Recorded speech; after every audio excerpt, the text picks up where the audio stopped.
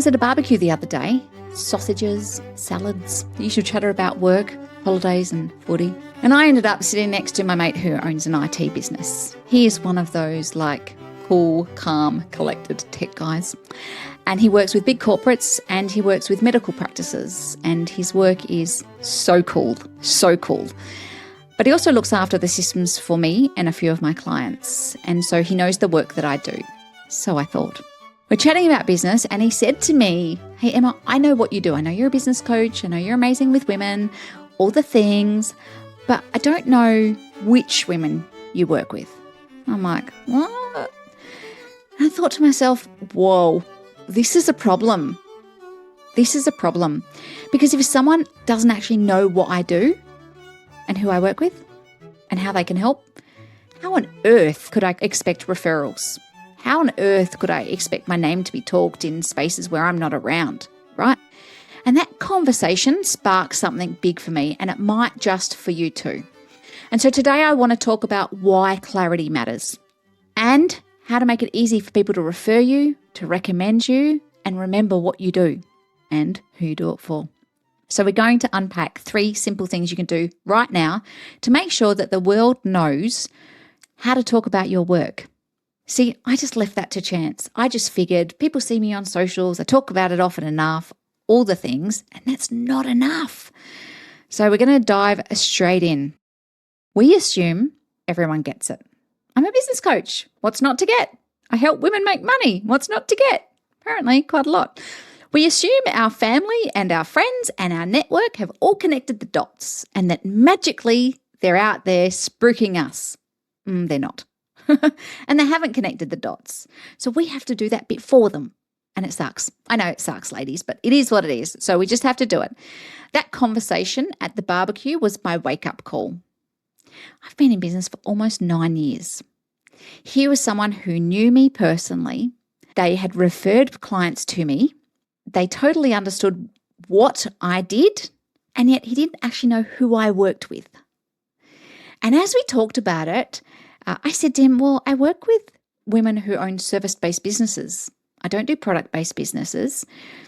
And I say I don't work with bricks and mortar, but that's actually not true. I work with a lot of bricks and mortar. They just still happen to be in service-based businesses.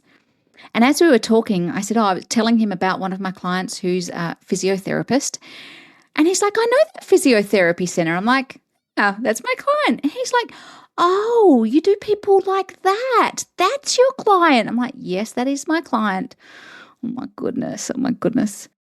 I think clarity creates the connection, and then the connection creates the opportunity. It's the best way I can describe this, right?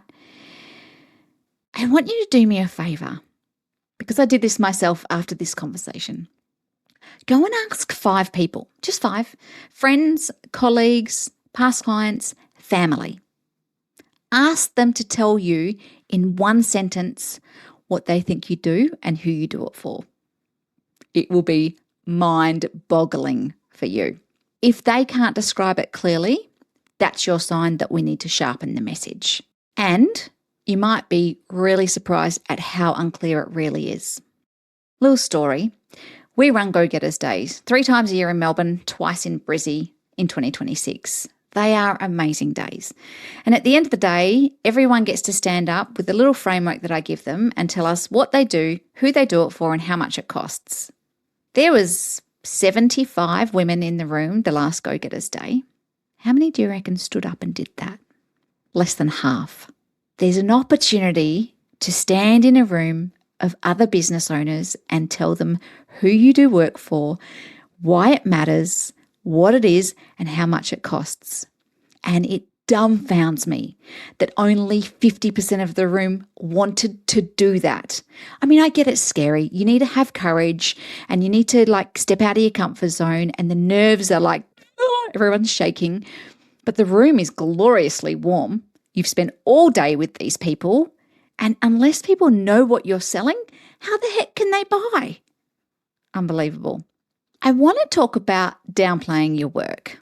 Fast forward a couple of days after that barbecue, and I was chatting to some family. They had come over and we were chatting about work.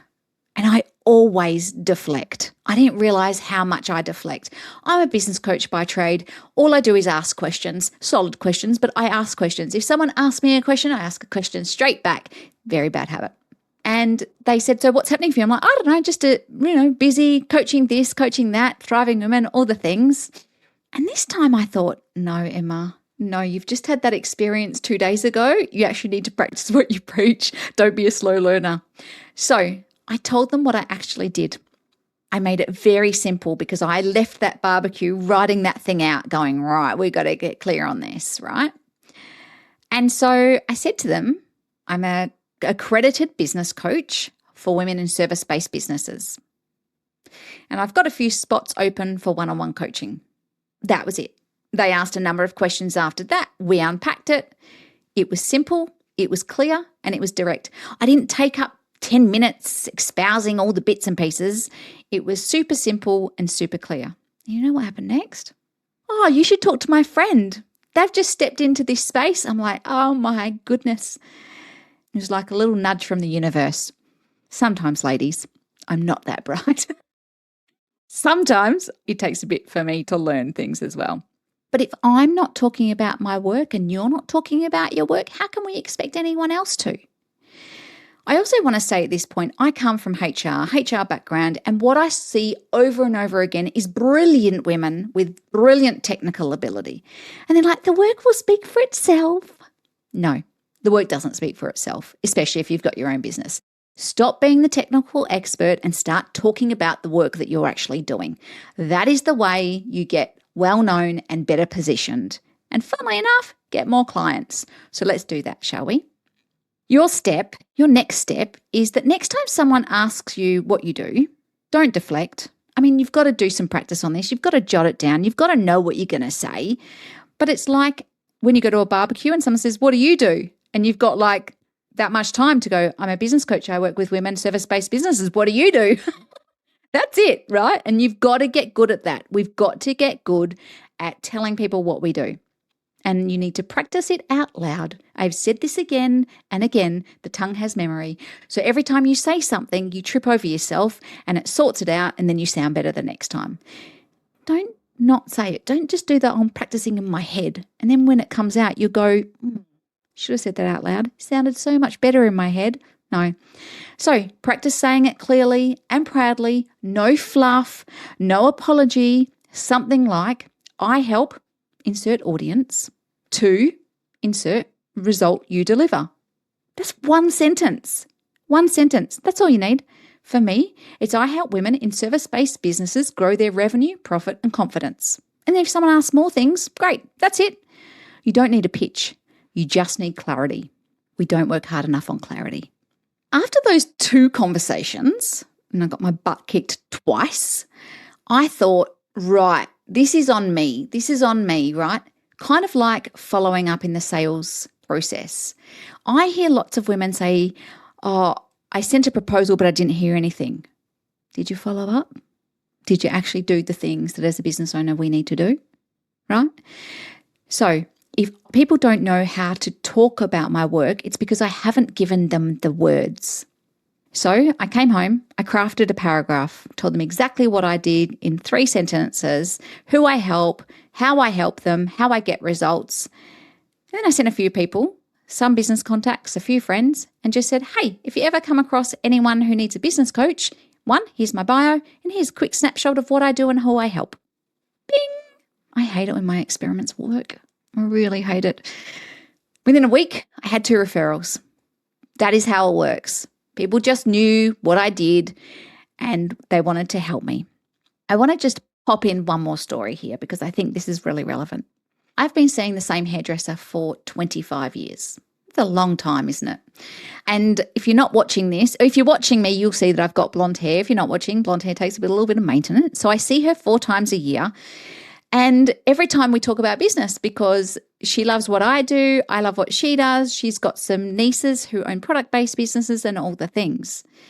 And in my most recent appointment with her, she said, Emma, I think you could help my nieces. Now, I hear this a bit, right? And I'm like, let's talk about what your nieces do. Oh my golly. Her nieces own 2 product-based businesses that are currently in Coles and Woolworths. They are not small businesses. And I said, I would love to help them. Then and there, she pulled her phone out, stopped doing my hair, pulled her phone out and said, I'm just going to send them a text message with your details and your Instagram handle. Is that okay? Is that okay? Knock yourself out, right? That is how it works. We've been in business. We've been in relationship together for years. She knows what I do. She watches what I do because I work when I go there. And she's like, yeah, I reckon you could help this person. And then after that, she went, you know what? I know there's this psychiatrist and there's this psychologist and there's this person. And Emma, I have a lot of contacts. I'm like, I know you do. And she's like, would you mind if I shared your details? I'm like, I would not mind at all. In fact, knock yourself out. Do you want me to write you an email? And she's like, yes, please. Wrote her an email. Off she went. Happy as Larry. Did not expect that. But there you go. People want to help. Oh my goodness, they so want to help. But they can't help you if you don't give them the language.